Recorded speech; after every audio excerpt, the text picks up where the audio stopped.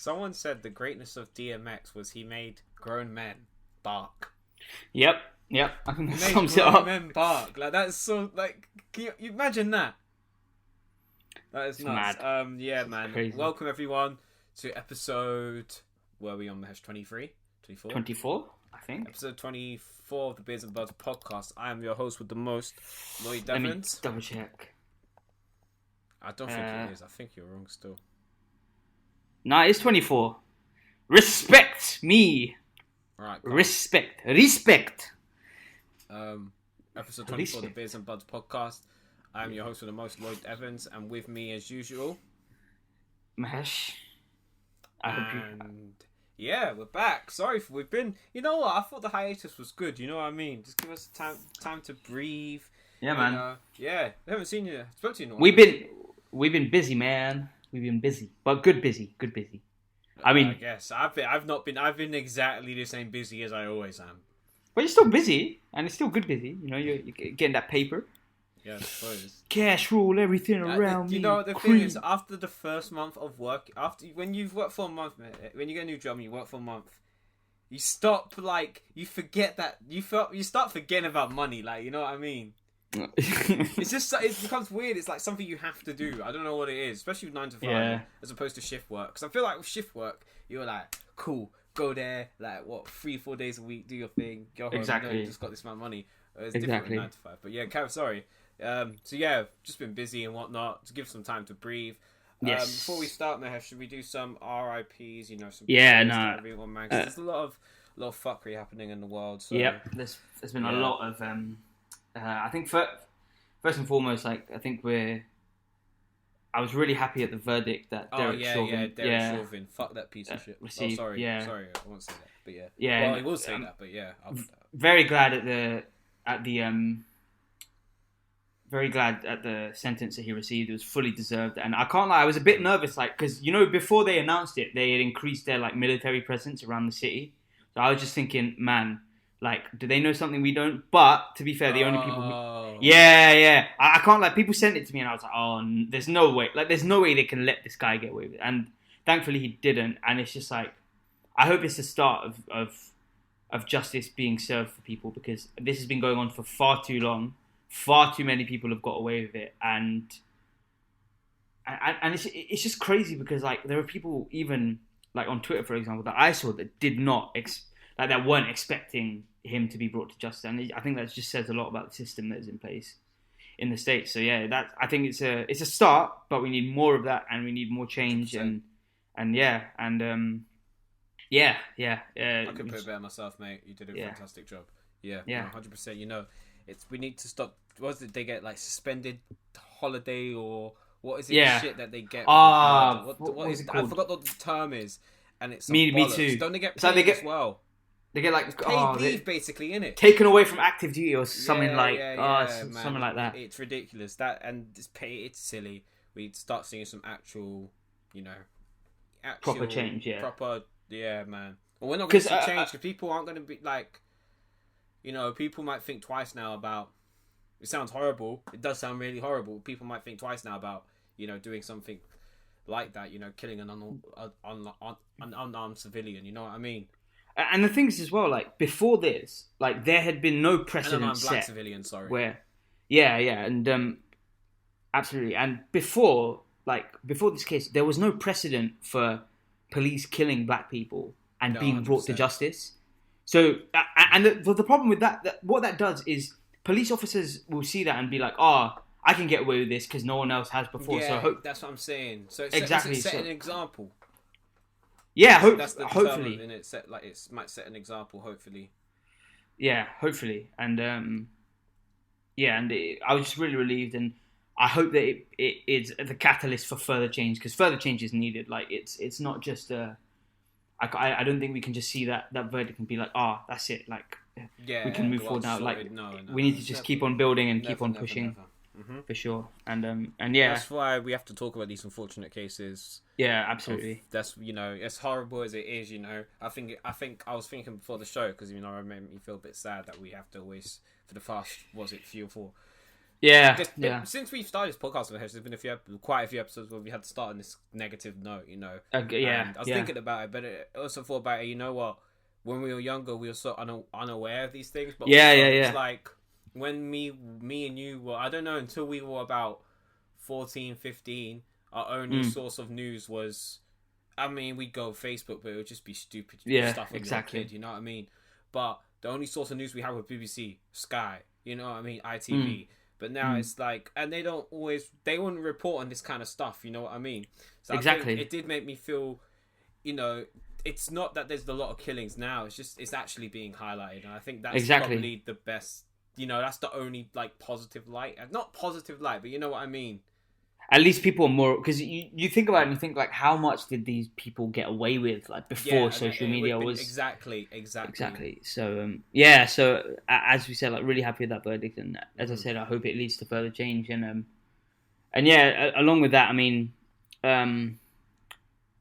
there's been some more tragic news recently. I mean, I think we mentioned Richard Okaragay on the last podcast, and he was missing at that point, and sadly his body was found in Epping Forest, and may he rest in peace. And my thoughts and condolences to his family, because, like, no parent should have to bury their child, and, like, it's just horrible. It's just so horrible, and I think, like, the fact that I think the police didn't take it as seriously as they should have straight away, like, it's just a really heartbreaking story, and 100%. And my thoughts, and especially his mother, they seem really close. So my thoughts and condolences to them, and it's heartbreaking, man. I feel like I'm seeing kids going missing all the time, and it's really sad. Like, I feel, honestly, every week I feel like I'm seeing like another story, like another couple stories of people, like, passing, and it's just like, man, I don't know what's going on, but I just hope it gets better. I pray it gets better, and that's all. 100%. And yes, we got any more? There's one more, sadly. Yes, of course. Yeah. Deontay Wright. Another one after that as well. Yeah. So Deontay Wright, who was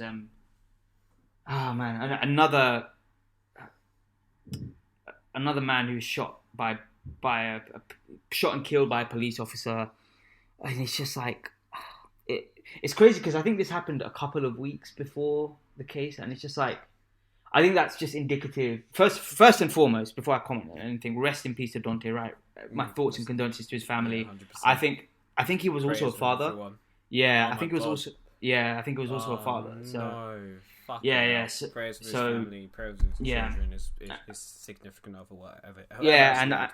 And I hope his family and the people close to him get the justice they deserve, because 1,000,000%.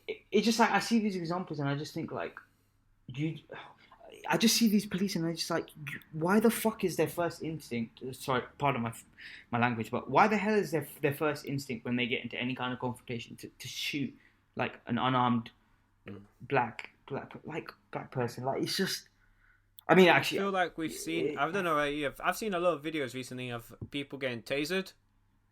Then people go down once they're tasered. There's no reason you couldn't just taser someone. You know what I mean? I mean, it sounds horrible, but you know what I mean?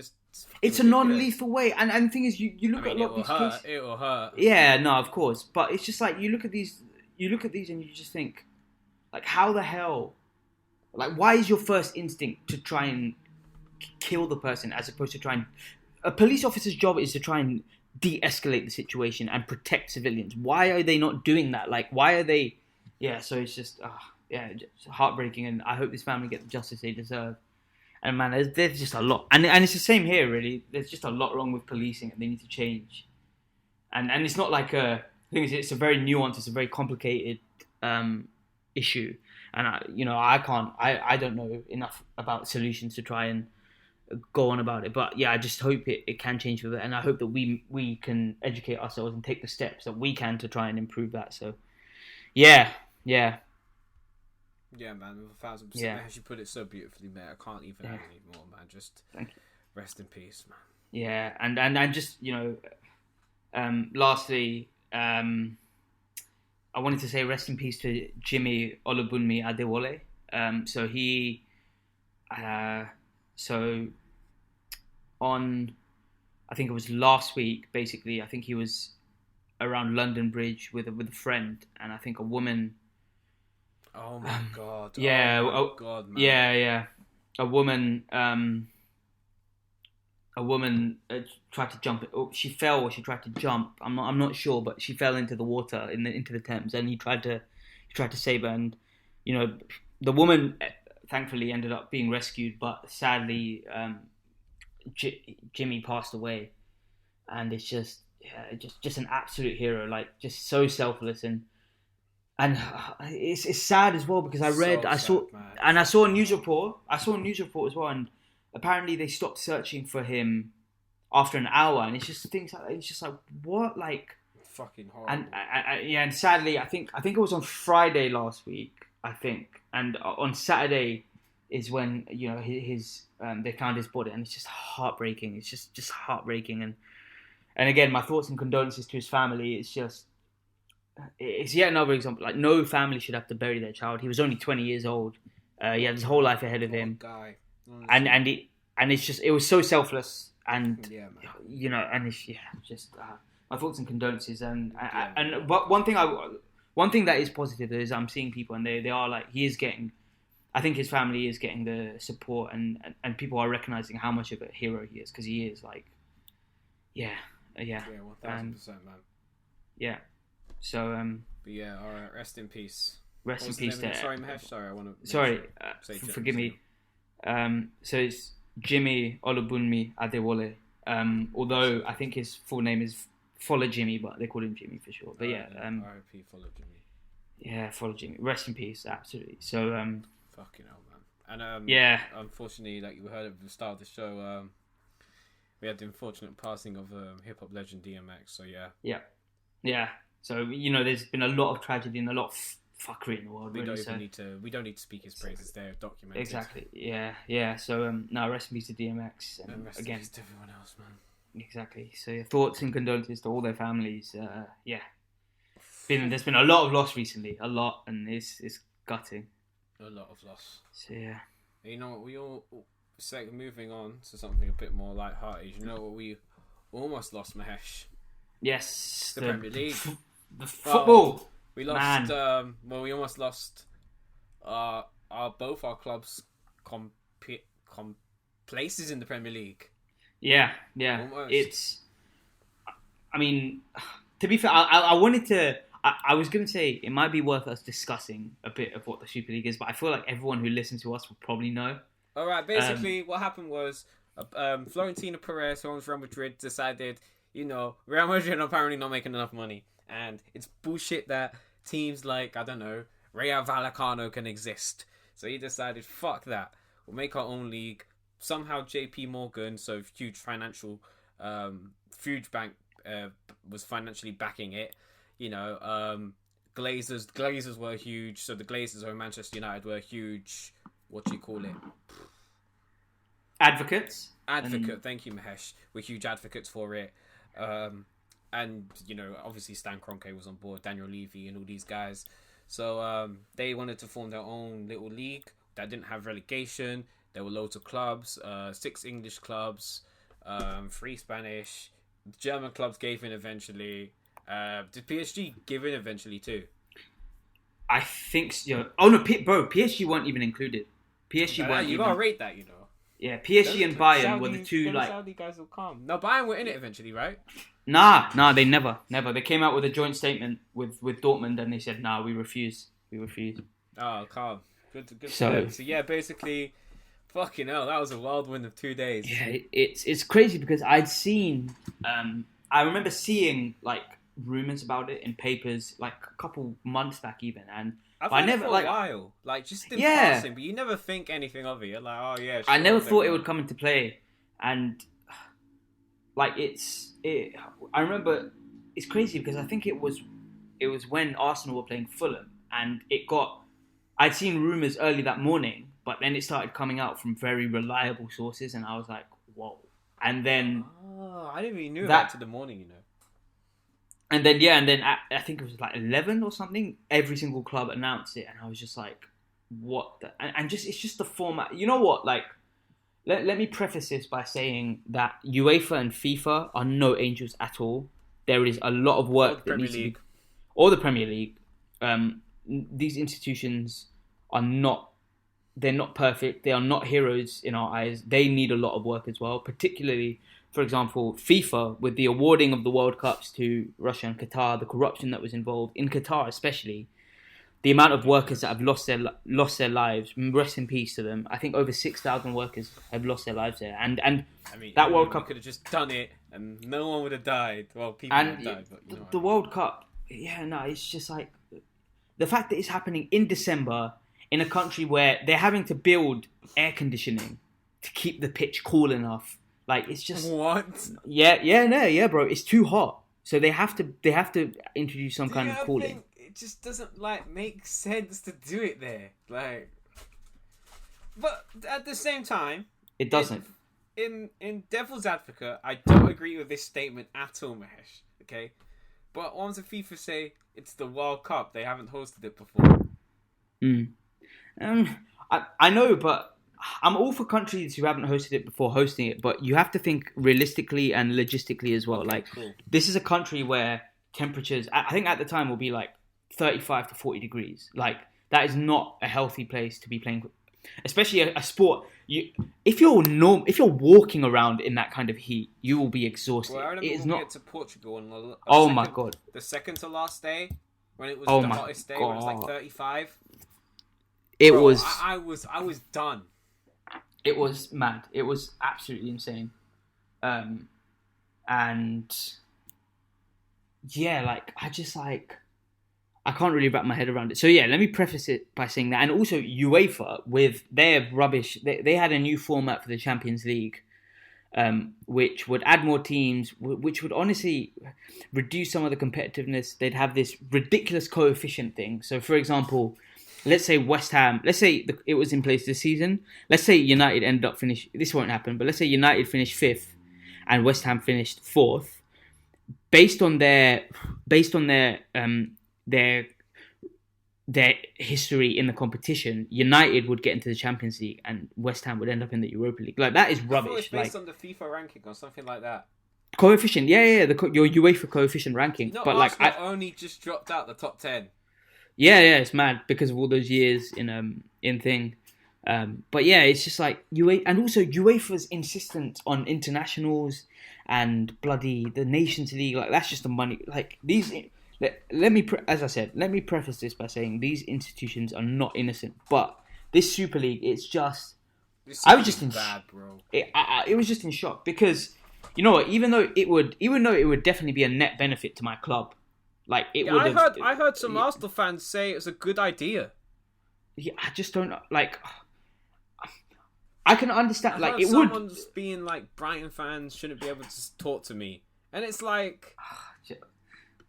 that's like taking your ball and going home. Shut up. Oh, okay, you're laughing at me and you're meant to beat you. How can you honestly a good thing? It's not even a competition. And bearing in mind, we're just going to get slapped every season. Exactly. That's the thing with Spurs as well. The cheekiness of Spurs, given how rubbish we've been this season, to say, we can be part of the Super League. It's just ridiculous. And any clubs that could have been part of it were going to be part of it just to not get left behind. Exactly. Yeah, no, for sure. I think Spurs are one of those, to be honest. But at the same time, Bayern said fuck that, and so did PSG. So you could have just not got left behind. You know what I mean? Yeah, for sure. Premier League you would have been fucking a lot easier. Yeah, and so it's No, I don't agree with the people that said this is a good thing. No, I don't. And again, it would benefit. It would have been a net benefit for my club, but it would lay waste to football as it is, and it would just completely. The thing is, as it is, right? Football is already ridiculously unequal. There is such a disparity between even the top 6 or the traditional top 6 clubs and the rest of the Premier League. Just historically big clubs, they just have so much muscle, and they're able to dictate things Bayern. Can you imagine how much League 2 teams are struggling right now with no fucking gate? Exactly, and it's they haven't had fans for a whole year. I'm not. But League Two doesn't get the most TV rights. They get a lot more than they did back in the day because now their shit gets replayed on like the YouTube and stuff. You know, when because my mate's his Bolton fan, so he says the Bolton things they're up like 20 minutes after the game, so they get a bit more money through that. There's nothing compared to Premier League teams. You know, they rely on the owners, but like the owners rely, and especially some of the fan-owned clubs as well. Like, you know, in the lower leagues and stuff, and there's mainly like semi-pro and that kind of stuff. Like, they rely on the gate, and like for them clubs to be there relying on struggling, like semi-pro teams are probably just struggling. For you to go, but we haven't really got enough money. Yeah, and then for some people to be like, that's a great idea. Brighton fans shouldn't be able to chat to me when we lose. It's ridiculous. It's like, you know what? In a way, I don't say I agree with it, but I understand when people are saying, the best, world, honestly. only I get it in terms of people saying, the best players will play the best players. I get it in that regard, but at what expense? That's what you have to answer. That's what you have to ask yourself. But when you get to, okay, Mahesh, say you hype this is a fake, okay, say in 2 years' time, Tottenham, they get put in a group with, I don't know, Barcelona in the Champions League. Yeah. Fucking ice cream man, mate. Hey. I can hear. Why are we recording? Now I'll jump out. Give me a... Yeah, I was literally about to say, like... That was fucking slap right now. Get a flake. Yeah, bro. Oh, good damn. Anywho, shout out to ice cream man. I hope you guys heard that. Did you hit Mish? Yeah, I did. Oh, okay. Fair loud as well. My window's shut. So, what was I saying? Fuck, ice cream man threw me. Barcelona, Spurs. But yeah, so say if you playing Barcelona, she'd be mad hype. You'd be like, oh my god. Even imagine you're going to like. We played them. We played them the year we got to the final. They were in our group actually. Oh shit! Okay then. Oh yeah, they were. Yeah. So when they were in that thing with you, Imagine you were hype, innit? You were like, oh, we're gonna play a big team. Messi. Us playing Messi. Are you mad? Yeah. But imagine. I watched. Imagine, but even though... Bro, sorry. Go on. I was going to say, I'll just finish my point, but then you can... Go on. But, even though it's a big game, like, Barcelona... Even say you play Man United, you'd be like, even though it's a big game and they got players... Oh, Man United's a terrible example. Even when you play Man City, even though like got good players like De Bruyne, you're like... Yeah, but we play them every season, so it's not even that exciting. But you imagine you take away the novelty of playing a big club in the Champions League. You know what I mean? Exactly, man. Like, to be playing them the thing is as well, it would have led to more games. It would have burnt out players more, and also that's just a money grab. They want more games, so then they can sell off the rights to TV companies, and then also get sponsorship deals. Like, they're not slick, and I do understand that like. Finances from most football clubs have been hit hard by the pandemic, but like honestly, as soon as fans are back in, and hopefully that will be soon, like things will start to level up, like improve again. And like it's just, as I said, like for example, I take the Spurs Barcelona example. I remember our last game of the group stage in the 2018-19 Champions League was Barcelona away. At the time, I was in Vienna visiting a friend, and I was so hyped for that game because it was make or break. It was like we had to, in that group, there's Barca, us, Inter, and PSV, Eindhoven. And we had to match Inter's result to go through. And like, I remember watching the game, and we ended up drawing, and also Inter ended up drawing, and it was so great. I was just like, yes, we're through to the next round. Like, that feeling, like when we got through, I was so hyped. Like, that elation, like, this would take it away. This would deny that, like, playing them every week, it just takes the joy out of it, I think, and the rarity and the special nature of the occasion. And, like, away from that, like, as I said, I think Florentino Perez was saying how, we need more money because of the pandemic. The thing is, right, like, these are all clubs that are in a far better position compared to most other clubs anyway. I'm not saying like they are in like the top 0.000000001% of football clubs in the world. Honestly, probably add a few more zeros. Like none of these clubs are at threat of like going into administration or liquidation. They will be fine. Like, they've taken a hit, don't get me wrong, but they are still, they are still okay. For them, gate doesn't even mean that much for big football clubs, though. It does. No. For the ones with big, like for Spurs, for example, bro. Like, but look at your ticket revenue compared to your TV revenue. Oh yeah, no, but I'm saying it does make a difference. It does make a difference, but it's not go make a fucking Super League difference.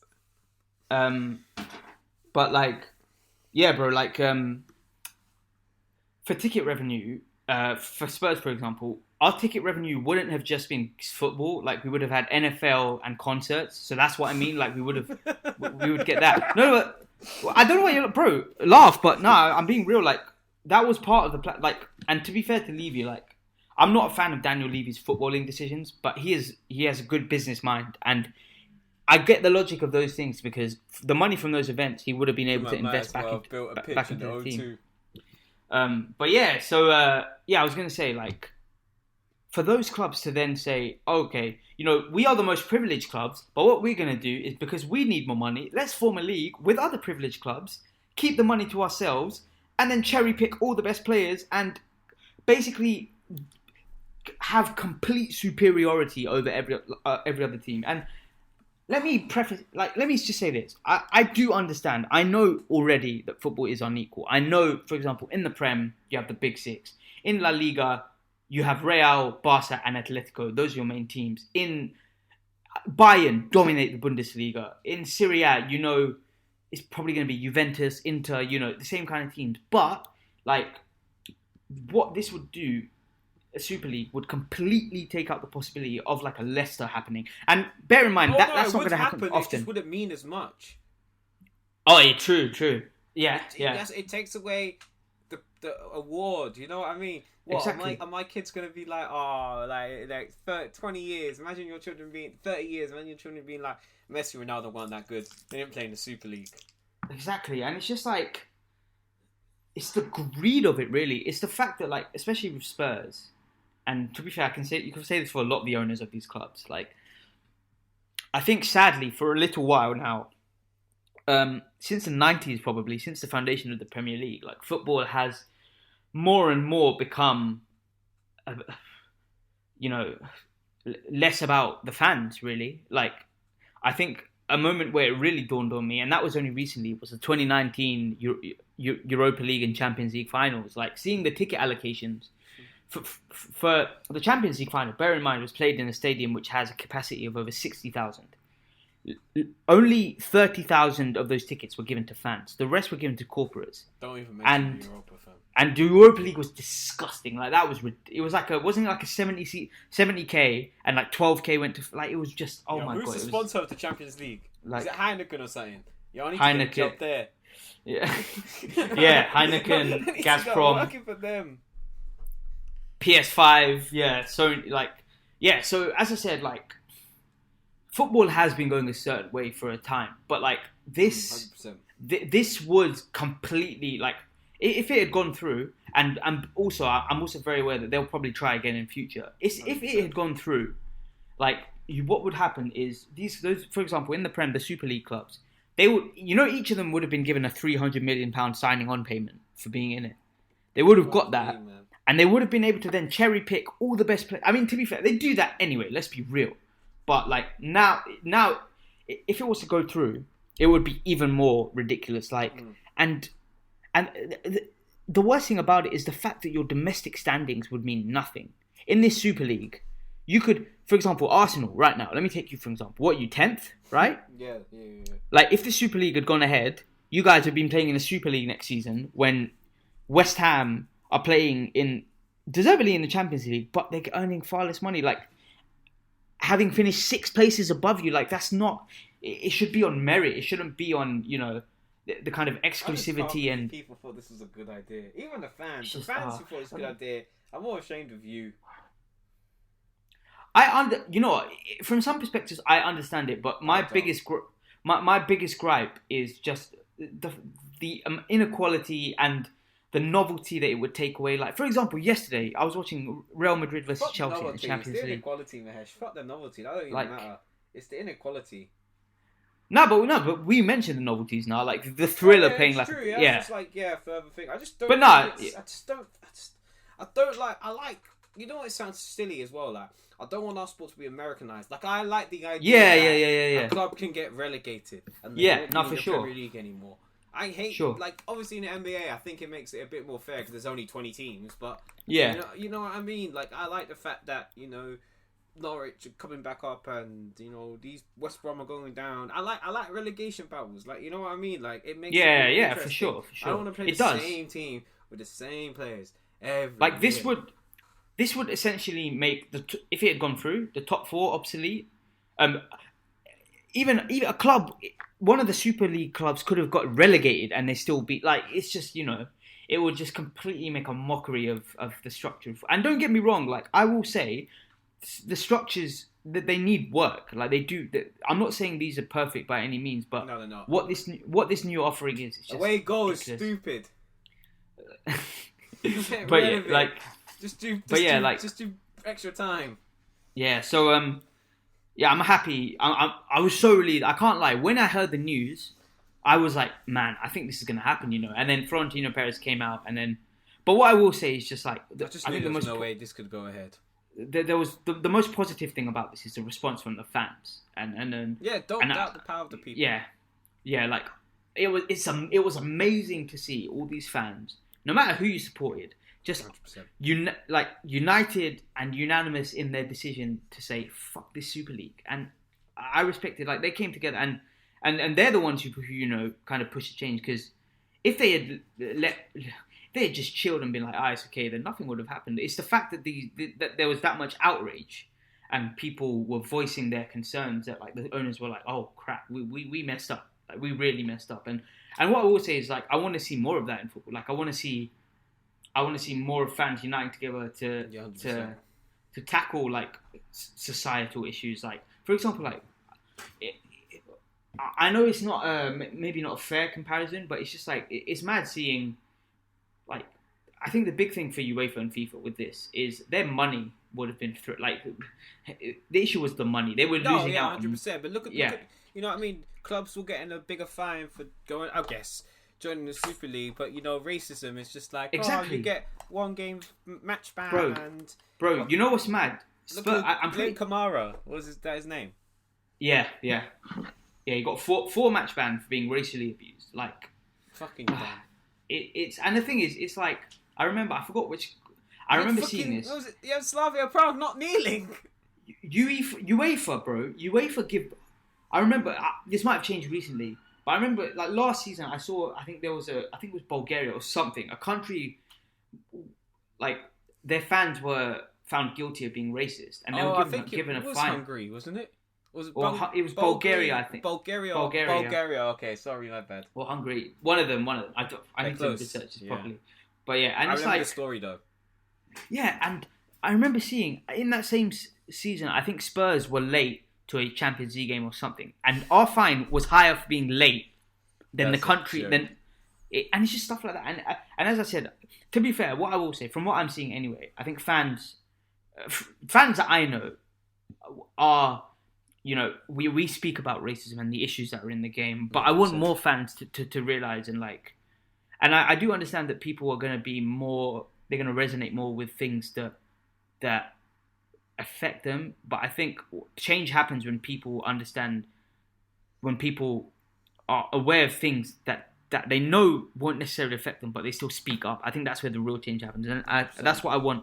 That's what I want. more fans to do. I want us to unite against. Racism, discrimination, and really unite. Not this. Obviously, the kneeling's a nice gesture, and Slavia Prague, whether they're racist. That was literally half of us is racism, man. But real change. I want to see real stuff happen. Exactly. I'm not having like. So go on, bro. Go on. It's difficult though because I think it's more. It's only so much clubs can do. If that makes sense. Like, it's true. It's true. Like I feel like it's hard to like prosecute one fan. Like if we can find the person who said the racist thing and we can get him, then let's press charges. Let's do that. Let's actually start doing stuff. This is the thing this happened. It happened recently. Ian Wright was racially abused on Instagram, right? I saw. A guy in Ireland. The kid got off lightly. Like that was a time where they could have been like, I don't care. Like, I know he's a kid, but he should be punished properly for what he does. Because again, it's a case where people see these punishments, see them not really getting that harsh a sentence or punishment, and thinking, you know what, like, we can get away with this. And I think social media needs to do more. The fact that, as well, like on Twitter especially. No, I think I agree. The social media sites need to do more. 100%. Your account will go down quicker if you breach copyright rules than if you're racist or abusive or discriminatory or homophobic, like it's ridiculous. Like, social media sites need to look at themselves too. And like, again, I do get you in terms of the clubs. To be fair, there are clubs that are taking those steps. I think clubs are. But but I'm saying, like, for you, it's hard, like, because the clubs don't. I think the issue with the clubs is they don't openly talk about it. Yeah. I think the clubs the clubs need to somehow engage in a dialogue which will really connect with fans. Yes. But I think the issue is it's individuals as well as groups. Obviously, you get groups of hooligans and whatnot who, you know, people who have the same sort of skewed, dumb views are going to stick together, innit? And if they can be prosecuted, we can do stuff like that, start doing that. But I think it's about connecting with them. I don't even... Yeah. It's kind of difficult. It's tricky. Honestly, bro, you know what it is? It's so stupid. It pisses me off, man. There's so much fuckery in the world. Honestly, the thing is, again, it's not like... It's a very nuanced and complicated issue. 100%. For sure. And the thing is, I think, like, as you said, I think clubs need to connect with their fans. And a lot of these... institutions like FA and things, like, instead of doing, like, for example, like, I read they're doing a social media boycott. Oh, that's the dumbest thing I've heard on the earth. Like, I saw that. Okay, I read some people saying, you know, getting off might save people, or not save people, but like stop people from approaching these clubs or whatever because they're not online, but things like that. But also, I don't think that would do much. I want to see them. Abuse. It's the players. It's and fans.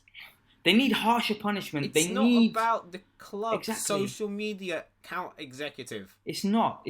They need harsher punishment, and they need these social media sites to step up and be like, you got racially abused, we're going to ban that account, and we're going to share their details with the police. Like, that's what is needed. Like, I'm sick of these. Even, like, for example, like that media blackout thing, it just feels like a gesture to say, like, we did some, like, for them to say, what did you do to tackle race? And we did this boycott. But it's just like everything. It's no good for me. It's no good without actual actionable change. Like, for example, when you look at the number of black coaches in the UK, it's ridiculous. Like, it is unbelievably low. So like, stupid. Like, they should take steps. They should take steps to... I would rather they took action and said, we're going to think about how we can restructure this to get more black managers in the game, you know, increase more opportunities that way. Look at the Asian population of the UK. Exactly, bro. And get them more opportunities in football. Like, I'd rather they do that than say, we did a boycott. And don't get me wrong, I understand. I kind of get where some people are coming from, but... For me, it just feels like a gesture without... it feels like they're putting off taking actionable change by saying, we're doing all these gestures. But, yeah. So, yeah. Right. Do you want to get off the Super League talk for now? And I wanted to... Do you want to do a quick... Yeah, we'll do a quick update if you want. BBG. Oh, fucking hell. Oh, my God. Oh, shit. Oh, shit. Oh no! Yes! Let's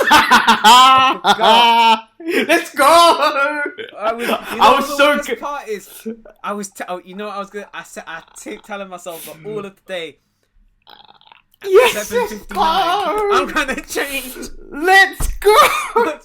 Okay, tired. now for perspective, guys. Okay, let me get everyone up to speed. So, I'll go with the Prem and Europa scores first, but this is to do with the current hoo-ha was about the Champions League. But yeah, so on Prem, Bud's best guess, it is currently 115-110 to me.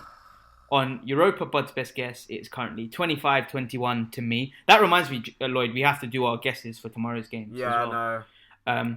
And on UCL, it is currently 11-10 to me after the most... So yesterday, So for the semi-finals this week, anyway, the first legs, I predicted a draw for both games. Lloyd predicted a Real Madrid win and a draw in the second game.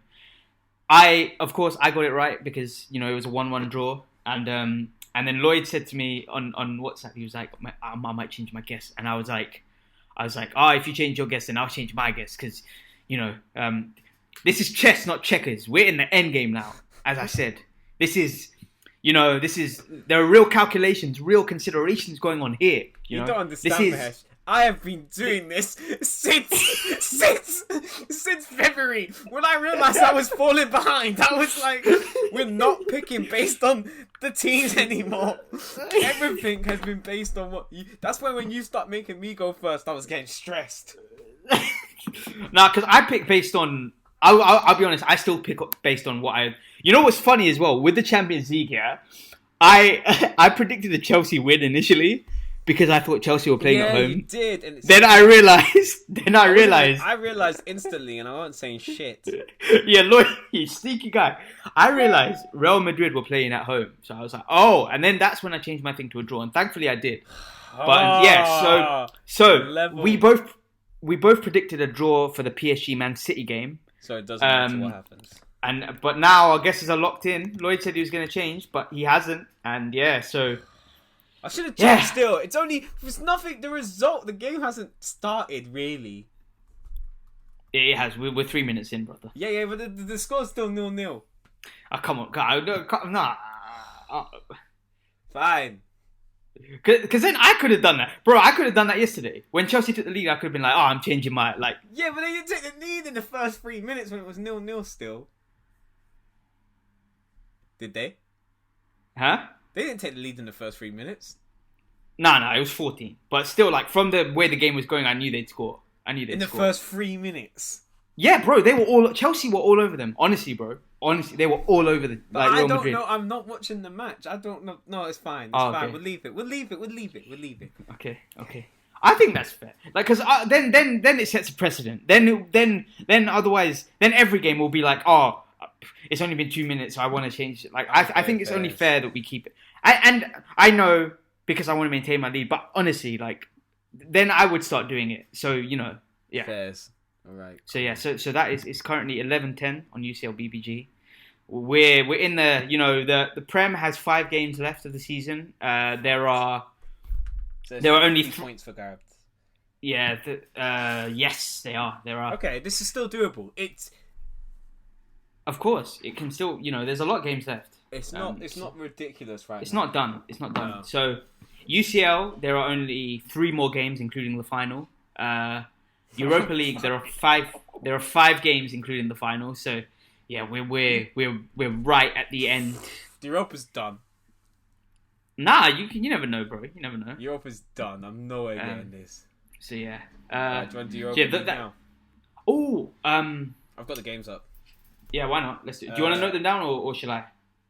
You can note them down. It's only 2 games, Mahesh. Oh yeah, Villarreal. It's not. Is it Villarreal Arsenal? Arsenal tomorrow, and then Man United Roma. Okay. Villarreal at home against Arsenal, Mahesh. And then United are playing at home, right? Yes, they are. Okay, Villarreal versus Arsenal. Didn't have to give you that information. It'd be nice. What am I thinking?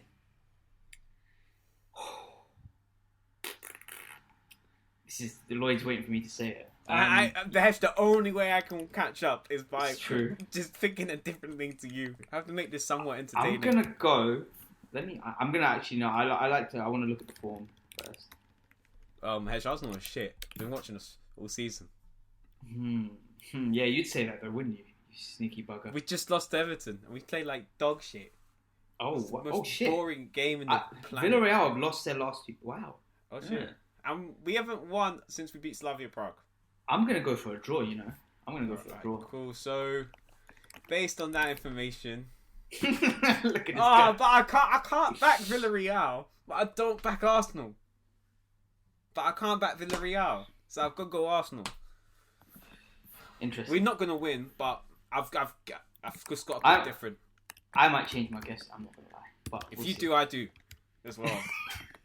Okay, you're back in Arsenal, yeah? Yeah. Okay. For Champions League, I'll pick Sirius, I think. But for this one, because you have to take a punt, don't you? I have to pick opposite or I'm done. For Champions League, it's much more in tight. the Cagliari versus. I'm going Man United for that game. I'm gonna go for a draw then. Oh, is that? All right, fine. I'll go for a draw. So go for Arsenal in the draw, and then you've gone for draw and United. Cool, makes sense. Okay, cool. So before we go on to, we're covering a lot today. Before we go on to a bit of Marvel stuff, do you want to do a little club update, Lloyd? Yeah, I'll do it really quick. Arsenal shit. Yes. Okay, fair play. No, I'll talk. When was the last time we recorded? Slavia Park 4-0 by then. That's kind of in the back. Nah, it was before that. It was 3 weeks ago. My mind. 3 weeks ago, nearly. So we drew through 1-1, right? To who did you play? Slavia Prague, and then we played Sheffield, beat them 3-0, I think. Yes. Slavia Prague 4-0. But those feel like so long ago to me now, though. It's not really fresh in my mind. But yeah, we did play. Look! Listen to this. Oh, sorry, go ahead. No, I was literally just about to say. So apparently, City. I've just seen the stat. City apparently have already lost the ball like a couple of times, and PSG are playing on the counter. So after we were done recording, I think that's a game we should both slap on. But yeah, go on. Sorry, bro, I interrupted you. Go on. Oh fucking hell! So yeah, I'll just go through the Premier League games. We've been playing terrible. Against Fulham, we just didn't take our chances. We weren't creating enough as usual. Against Everton, it was just not creating. But Everton weren't really creating either. This whole Granit Xhaka at left back experiment Arteta is doing, it's not working. Richarlison. Tierney is he's a big miss. Oh mate, I love Tierney, man. He's probably one of our best players this season, honestly. You just watch him play, like there's so much like, you know, you can see how he was a captain at Celtic. You know what I mean? At such a young age, like I really rate Tierney highly. He's a big miss. Leno had a stinker as well against Everton. Oh my god, what a stinker! That was horrible. And you had Ceballos dive in, and then it was just a wild game. It was kind of a boring game though. We got Villarreal tomorrow. I'm not looking. Again, we have the return of Good Evening, so it's gonna be interesting to see how that goes. But obviously, I just backed Arsenal to win, but I have to back Arsenal to win because if we can bottle this Europa, if we can somehow finesse our way to a Europa League trophy, I will be fuming. We'll have some Champions League football. So fuming, come on, boys. I'm backing it. So yeah, it's not been too much positive signs from Arsenal. Gabriel Martinelli's playing a lot more often. He's seen a lot more minutes, and that's really good. Joe Willock's been good at Newcastle. He scored against Tottenham and he scored against Liverpool. So yeah, shout out to Joe Willock. But not too much positivity from Arsenal. But yeah, hopefully tomorrow they can change my mind on them. Yeah, so in terms of Spurs, I think I discussed the Newcastle result. I did, didn't I? Yeah, you did. So since then, we lost to United 3-1. Again, that was a classic Spurs performance this season under Jose. We played well the first half. I think, bro, a lot of tackling in football. So I'll keep this brief because we do have some other topics we have to speak about. So... You know, that game started well, went in at halftime, 1-0 up. United came out, and from the time that Jose subbed off Ndombele for Sissoko, I knew what time it was. I knew it was sit-back hour, and we can't defend. So I knew we were going to... And United were all over us. They deservedly won, really. And, yeah, that was really the beginning of... I mean, to be fair, the beginning of the end for Jose, I think, was Zagreb. The Zagreb game. And, so... The manager was in jail. Bro, we're actually a joke. I don't have the energy to defend. You know how bad it is? You know when, like, Lloyd can vouch for me with this. When Spurs get bantered, before, I would actually defend us. Now, I don't have the energy. The nibbler. Like, you just have to cast the fishing rod and mash for nibble. Literally. It was easy. It was so easy. And now, I just because it's true, we're shit. And, the Everton game, anyone who watched that game will know how... And to be fair, if you didn't, God, you saved yourself watching 2 hours of horrendous football. It was, Oh, bro. same. Wow, why did we both have terrible games against Everton? Bro, Everton, bro, we played with 8 defensive players. 8. 8. We didn't, bro, it was horrible. We didn't look like we had any idea on the ball. Granit Xhaka at left back. We played with not enough defensive players. It was horrible. And and then, so 2-2. And again, that was the beginning of the end. Then Jose got sacked. And let me I'll add like a quick minute thing on Jose. Yeah. I wanted Jose to succeed. I really did. And I'm not going to lie, early on in the season, I thought, of course he didn't. Of course he didn't. I thought he would. You know, when we beat you in the North London derby, I was like, yes, like this is going well. But then I think who's the expert in failure now, you wanker? Slowly, yeah, he's finished at the top level. Honestly, I think so. So yeah, and honestly, as the season started going on, cracks started to appear. Really, I think our tactics, you can just see when we're in football. I mean, when we're in possession. You can just see. You know, bro, when you watch teams, yeah, and you can just see that they know what they're doing on the ball. They've rehearsed patterns of play. They have a structure in place. Like, for example... Barcelona back in the day under Pep. Bro. Even, let's take... Yeah, exactly. Let me take Spurs from... Spurs are our best team in recent years. We would play a 3 at the back. We would have our fullbacks bombing forward. Then you'd have Kane... Then you'd have Son running off Kane. Then you had Eriksen and Dele Alli roaming behind. Like, there was structure there. There were patterns of play and runs that would be made. I hear what you're saying. Same at Arsenal. Exactly. Yeah, when Wenger was there, it was the same. But Arsenal are lacking the same now, actually, as well. But now, like, I see it, and it just felt like Jose would say, oh, yeah, just go out and express yourself. Like, it felt like there was nothing coached. And, yeah, as the season went on, the hot football... Some of the games I watched were some of That's how Martin O'Neill used to manage as well, apparently. Yeah, one of the worst. Some of the worst football I've seen Spurs ever play. And bear in mind, I've been a Spurs fan for nearly 13 years, by the way. I've seen some bad stuff. This is the worst. Like, at least under Sherwood, we were bad, but it was funny. God. It was funny. It was funny and it was exciting. This was just soulless. And yeah, as the season went on, you know, that classic... The thing is, as well, like, with the tactics, in terms of sitting back, sit back if you have a good defence. You don't have a good defence, so why are you relying on it? So, yeah, and ultimately, at the back end of his tenure, the classic throw players under the bus thing started coming out. And you know what? Let me just say this. I actually understand where Jose is coming from, because the players have to look at themselves. They've got a lot. The fact that they failed two of the best one of the best young managers in the world. I don't think you should use the media for that, personally. Yeah, exactly. If you're gonna back them in public and then kill them in private, not kill them, of course. Yeah, not even. Just be like, just don't. Also, These managers all have media training. Oh shit! 1-0 PSG. Holy fuck! Oh shit!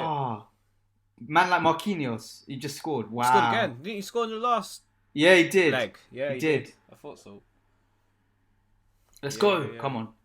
I want. Yeah. So. Yeah. Okay. I mean, sorry, guys. Both of them are European bottlers, so regardless. So yeah. But yeah. Okay. Let me round this off because I've been rambling far too long. No. Sorry. I've been going tangents. I've been rambling. No, it's my fault. So yeah. So ultimately, he had to go. I think. Don't get me wrong. As I said, there is work to do at Spurs in terms of the squad, but I don't think anyone can dispute the fact that Jose should have been doing better with the players at his disposal. You have Bale and you have Kane and Son in their prime, and you know, and he made signings so he had to go. Ryan Mason came in, and the performance against Southampton was encouraging. First half was bad, but we responded well. You did not play well, you know, City. You did not play well against City at all. Yeah, City was horrible. You were okay. Horrible. You were better in the second half? Yeah, we were. You were better in the second half, but even then... We were. That first half, oh my God, I can't believe it. Bro, you know what it was? No, let's be real. Like, we know City are going to play a certain way. We know they're going to come 100%. Out, and we know that they're going to... we know that they're going to come out and they're going to dominate. Like, City will suffocate you, and they will have loads of ball. We know that. They are the Khabib of football. So, exactly. So what counts is... Exactly. And what counts in that case is... When you have the ball, man, you have to make use of it. Like, you cannot waste a second when you're playing City. Especially, I think playing City when they're early on in the season is different because they were not the same team. But now they're one of the best teams in Europe. Their level is ridiculous. And yeah, man, bro, it was just like silly decisions on the ball. Like, there were passes that were in, that, like for example, Lo Celso could have played in Kane at one point. Instead, he decided to ping it long to Son, and we lost the ball. And like, oh my god, there was one chance as well. We had a breakaway. Like Højbjerg was at the edge of the 6-yard box, and he fucked it. Like, and it's just like, from then on, yeah, City started picking us back. It's just the way we conceded was so like. Don't get me wrong. The last thing I'll say, we deserve to lose. I'm not disputing that at all. It's just the way we conceded was so avoidable, having held out for 82 minutes. Bro, Laporte was unmarked. Extra time. Sissoko didn't jump, so yeah. That's what I would say.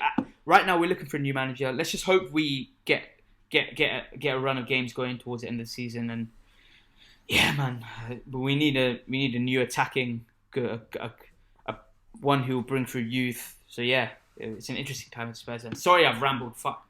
Ugh. It's alright, man. And I was supposed to keep it brief, but a lot's happened in football. A lot has happened. Right, moving on to some TV shows review. Yes. Right, so the 6-part Marvel series Falcon and the Winter Soldier has come to a definitive close. So if you have not watched this show, I suggest spoiler alert. Scroll down. You see where I put those. You see the description you never read. Go there because I will spend a lot of time on those timestamps. So click to the next one. If you don't want any spoilers, scroll down or just skip this segment. All right, last. Yeah. 3, 2, 1, come. Bang. So. Right. Let's go. Let's come. I'll fire away first. Bro, like what a series! I think I think not for me to say it's definitively better than WandaVision, but what I will say is with Falcon and the Winter Soldier, I think it's a different show, but it got stuck in quick. And bro, what a series! Like, and I think what I loved about Falcon and the Winter Soldier is like, it tackled real world issues, like real political, real social. It didn't do it in a shove it in your face, horny type of way. You know what I mean? Really nuanced, really well tackled. Like, bro, for example, like the Flag Smashers. When you deep it, like I think I feel like the Flag Smashers essentially represent refugees. Really. Yeah, they do 100%. Yeah. So and it speaks to, and you you see Sam. And Sam understands it. Like, these people, after the blip, like they had a free world essentially, and then people come back, and then they're just restricted and they're boxed up again, and they've lost everything that they had, and so yeah. And I don't understand though. These Flag Smashers, they're like, oh, the world was so much better during the blip. And do you remember when Ant-Man came back? Yeah. Endgame. The world looked like shit. It did. Bruv, I was like, what perfect world? I just deeped it when I was watching it the other day. I was like, I swear Ant-Man came back and it was shit everywhere. Like, exactly. There was trash places. Abandoned like cars houses and stuff. Shit, yeah. So, but yeah, I think they handled that really well. The character, oh man, I mean, Bucky and Sam were excellent. Shout out Anthony Mackie and Sebastian Stan. They killed it. They were the best part of the show. They're on screen. They killed buddy it. Cop type comedy was great. I enjoyed them. What I loved, I think as well, in terms of tackling real social, racial, political issues, is bro, Sam's speech to the senator. That was a masterpiece. Like, that is. Maybe I'm exaggerating here, but honestly, I think that's one of the best pieces of writing I've seen in any MCU thing like ever. Oh, MCU, maybe, yeah, definitely. Just like the delicacy, the poise, the nuance, like it makes you sit back. Like, I feel like a normal person could see that and be like, oh, what? He's got a point. Like yeah, like, oh, a kid. Yeah, like if I heard that at 14, I'd be like, I'd deep it. You know what I mean? Exactly. I'd be like, whoa. Yeah. So, I think, you know what, I have one, not an issue, but it sounds kind of bad, but I think this Flag Smasher should have been a secondary plot. Ah, okay. I think the whole show should have just used the Flag Smasher as this secondary plot line, but focus on John Walker becoming this evil Captain America. Yeah. Because that's what the story was shaping up to be. And I don't know, like, you know how he came around in the last episodes, like, I'm gonna help the people now. It's like, oh, it was just like, I enjoyed him being this dark, like, villain-esque type person, you know what I mean? And I think they could have done a lot with that. And I think Bucky was a bit underused in the show as well, you know? Yeah. I feel like Bucky didn't get a character arc. Except with the old man, that was it. Like, Sam, I think the whole show was about Sam. To be fair, I think Bucky did get a character arc. He did, but it could have been explored a lot more. But then again, it was only 6 episodes. Yeah, exactly. I think there's only so much you can do. But I think, for me, it felt like the arc was... it felt like the arc was him trying to come to terms with the fact that he... Yeah. Like, he knows... Winter Soldier. He knows he's free of that, but he's still got the memories, so trying to come to terms with that. And also coming to terms with Steve not being there. And Sam's decision to, to give the shield, and his decision to have friends. Yeah. So that was a good show though. But and man, that suit. Oh my god, Sam's suit was so cool, bro. It was ripped straight from the comic. Not ripped in a bad way, ripped from the page. I thought so cool. Commenting on his physique. I would say, he is. Nah, bro. He is. But bro, when you look at the comic suit, it looks exactly like brilliant. So yeah, really good. I think shout out to all the fight scenes were pretty cool as well. I wanted to shout out the boy George St. Pierre, welterweight goat. Stop all this Kamaru Usman talk early. Did you see the first fight they did when they were on the plane in the first episode? Yeah. Of course, bro. George grabs Sam and does a double leg takedown, and I was like, oh my god, like the MMA fan was like, they're using things that work in real life in movies. Whoa, like I was shocked. But it was really well choreographed, obviously, and whatnot. Man, it was a good show. Oh, what did you think of the Sharon Carter twist? I told you, but yeah. You know what I said this on the podcast. I didn't think she was the power broker, but I knew there was something up with her. From the moment she said... You were on it early, though. I can't lie. I picked up on it early, but I didn't pick up on the fact she was specifically the power broker. Lloyd picked up on that, but I knew she was... There was something weird, though. I didn't even pick up on that. I know, because she said...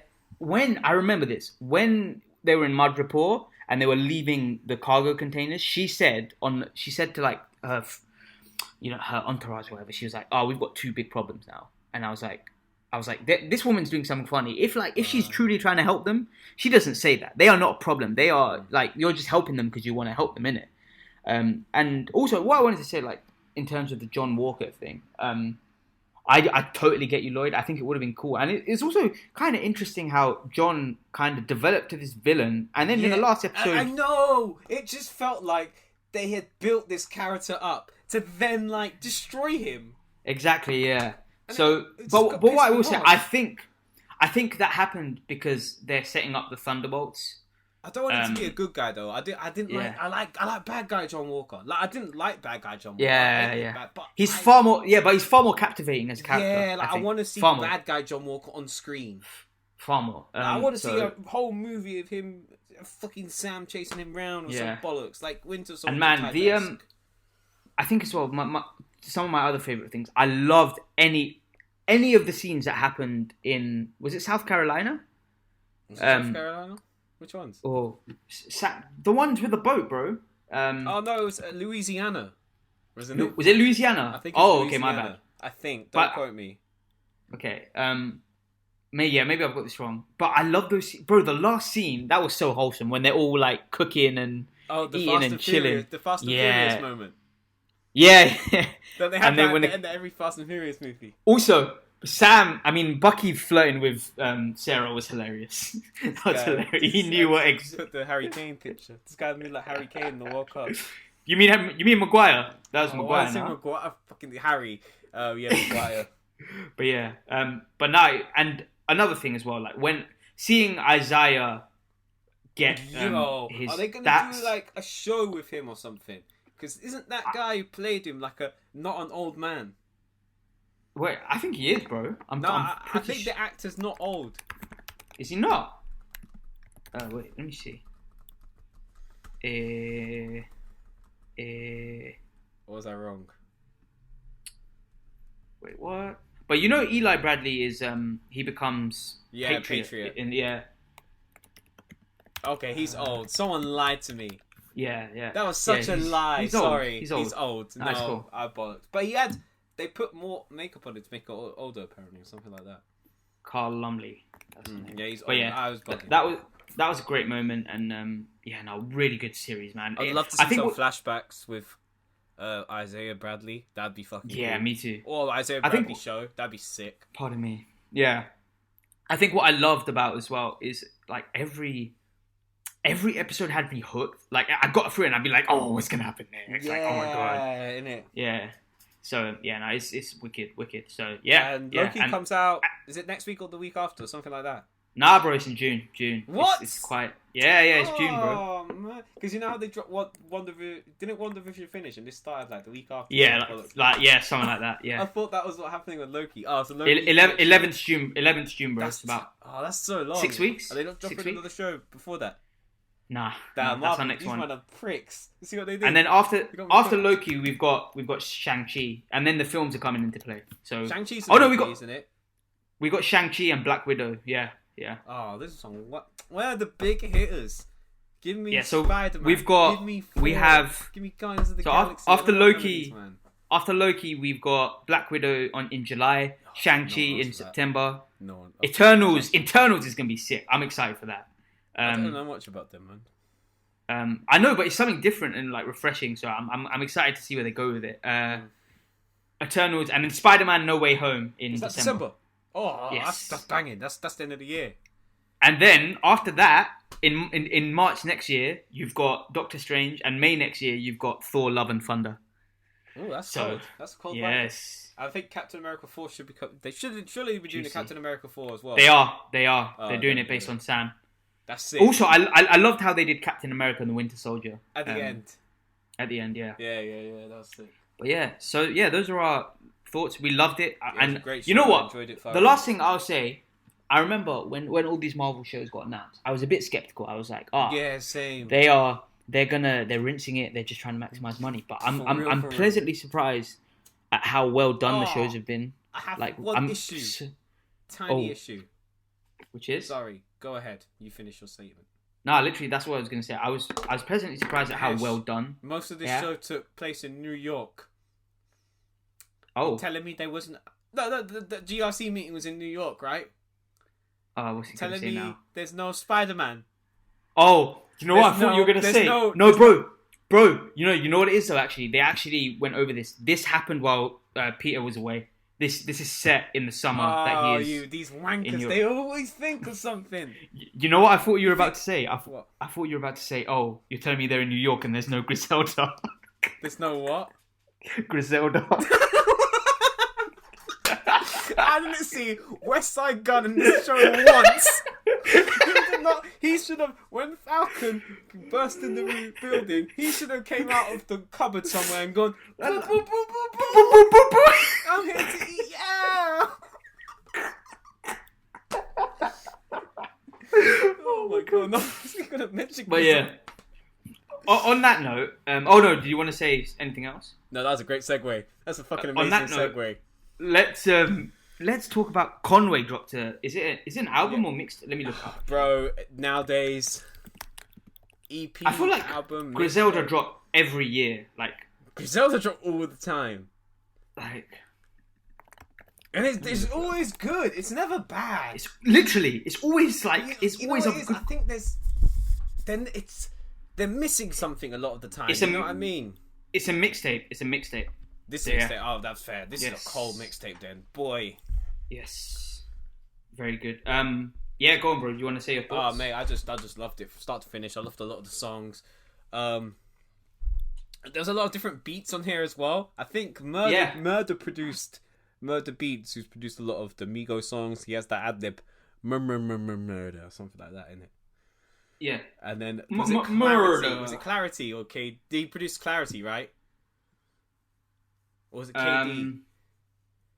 I don't even know, bro. I'm not even gonna lie. I didn't even look at it. It was like a trap beat. It was a trap beat he was rapping on. Oh, I forgot which one it was. It was either Clarity or KD, but he was rapping over this trap beat. And he was going KD. in. It was KD had a bounce to it. Didn't Yeah, it it might have been KD then. It probably was KD. Yeah. And it was good. Yeah, I really enjoyed it. I enjoyed all the features came correct. Whoever the woman was rapping on, Sister Abigail, she is cold. Yeah. She's cold. I had to check. I was like, who the fuck is this? 7XV. Yes, that name's mad. But shout out to you, darling. You did a good job. 200 Pies, 2 Chainz. I really enjoyed. I enjoyed Scatterbrain, Ludacris, and Jid. Yeah, that's one of my favorites. I saw that lineup and I was like, this is the most random 3 people on the song. They both killed it. Killed it. Luda as well. I thought I saw Mad. Luda. I was like, it's gonna be rusty. It's gonna be Mad. shit. But Nah, you killed it. You killed it. And then obviously, Benny and Westside on the last record. What else? Oh, bro, that guitar. The way they all rapped over it. No drums. They don't need it. And they're all flowing. Mad. When Benny came on as well. Whew. Yeah. What do you think? I was going to say... Project's hard. Also, did you realise that La Maquina is Spanish for the machine? La Maquina. This guy. Yeah. This guy. What a guy. Yeah, so... Got me. No, I really enjoyed this album. I think what I loved in terms of the production was the use of vocal samples on this, like little vocal bits. It's so well done, so well done, and like it was done well on Scatterbrain. Yeah. Oh, so well. And Had to Hustle as well. Had to Hustle. I love, and I think the best thing about this is that, like, the beats, like, none of them were overly complicated, but they were just perfect to give space to every like rapper and artist. They were just done to breathe. Yeah. Proper. Like, I think, for example, like Scatterbrain felt perfect. Like, it's one of my favorites, and the beat is like fairly straightforward, but it complements the rappers because it allows them to get into those pockets where they're just flowing and like going. So yeah, I'd say my favorite tracks are 200 Pies. That had a real luxurious and laid back feel to it. I loved they it. should have had a Ross on that as well. Yeah. But 2 Chainz did his thing. Oh, bro, my other one. I like 2 Chainz over those kind of like, you know, when 2 Chainz actually decides to rap. Like, I really enjoy 2 Chainz' music when he decides to actually rap. Like, you give 2 Chainz needs to be rapping on these Ross type beats. Because honestly, he's good at that luxury rap. You know what I mean? Yeah. So that 200 Pies. Oh my god, great! Did you realize Grace? I don't know if it's the same beat or it uses the same sample. Have you heard Changes by Dej Loaf? Mm-hmm. Yeah. So it's just it was pitched slightly higher. And also Conway, this is a big compliment, but Conway really reminded me of Nas on that. I don't know why. On that track. Really? I loved it. Yeah. I think it reminded me of Nas on 27 Summers. So like, Grace, 200 Pies, Scatterbrain, Had to Hustle. Honestly, the last 4 tracks are great. They're so good. Scatterbrain, as I said, Had to Hustle. I love. I literally look at a track list now, and there's not a song I disliked. No, literally, not a single one. Had to Hustle. There was such a nice bass line and the vocal sample as well. And then, oh man, SE Gang. I'm guessing that means Southeast Gang. That guitar loop. Oh my god. And epic. All of them were just on fire. Epic. Hey yo. Yeah, it's really good album. Mixtape. Really good mixtape. I really enjoyed it. So, yeah. No, I agree. I think I preferred this to the last Benny tape we reviewed. Ooh, I think I prefer it. I don't know, bro. I think I prefer this. I don't know. You know how I feel about Benny. Not the Hit Boy one. Not the Hit Boy one. Oh. The EP. Oh wait, which? The one with Harry Fraud. We just reviewed it. Oh yeah. No, I definitely. Oh, I thought you meant the album. I definitely prefer this. That's my favorite. I think that's my favorite Griselda project. I definitely prefer this to Plugs I Met too. Definitely. Yeah, this is way better. No, not to shit on Benny, but I know Benny's got an album coming soon, and that's gonna be nuts. Yeah. So shout out to all the Griselda guys. You guys keep killing it. We're gonna keep reviewing music and enjoying it. And maybe you're gonna be in the next Captain America film. Oh my god! They're gonna be Spider-Man Far From Home. No Way Home. Hey yo! I'm just I'm Dr. Octopus. I fell through the multiverse. Ah! oh my god. It's like, West Side was Dr. Octopus. Oh my god! Oh man! Fucking. Nah, his head shape is more like a kingpin, but he's not as big, is he? Yeah. I feel like he'd be. Peter Hey Parker. Boo boo boo. Yeah. So on that note, last but not least, let's talk about. I have strong thoughts about this. What's it called Young again? Stoner Life, Slime Language 2. Right, so this is a compilation album, which I never knew going into this, which changed my opinion on it. So it's a compilation album by Young Thug's record label, is it? Yes, I think so. Okay, yes. Cool. And it's a compilation album by Young Thug's record label, which features a bunch of people you've never heard of in Ghana. Yep. I mean, no. Young Blue is on there. Yeah, I don't think he's part of the label though. That might just because there's so many features. I don't know who's on the label, who isn't. Okay. You know what I mean? Okay. If that makes sense. Because Drake's not on the label, and Travis Scott's not on the label, but they're on the songs. You know what I mean? But yeah, shall I go with my thoughts first? Yeah, go ahead. I'm not gonna lie. I'm not that big of a fan of this album. I felt like this is probably the harshest I'll ever be. One of the harshest I'll ever be. I don't think there was a lot of quality control on this tape. And to be fair, I get it because it's a compilation album, so you're trying to fit people in. Oh, because they didn't have the Migos in it. There are, there's just too many tracks on this. You didn't get a reference. It's fine. Oh no, I didn't. Never mind. QC. No, I get it. Quality control, manage them. I know. Don't you tried it, Lloyd? I know. But yeah, there isn't. There's too many tracks on this album, man. The beats a lot of them are very samey. So many songs. The mixing is a bit off. Like the levels are just not. I never noticed it about and I always notice stuff about levels. You know, I'm really picky on that kind of shit. And I didn't notice on this album. But yeah, I feel like the mixing was a bit off. I feel like it could have been done, and a lot of forgettable tunes. Although there were a few I liked. I think the ones I liked. Paid the Fine. You like that? Como Te Llama, yeah. You liked all the songs I didn't like. Which one? Como Te Llama, where's that? Como Te Llama. That's like at the back end.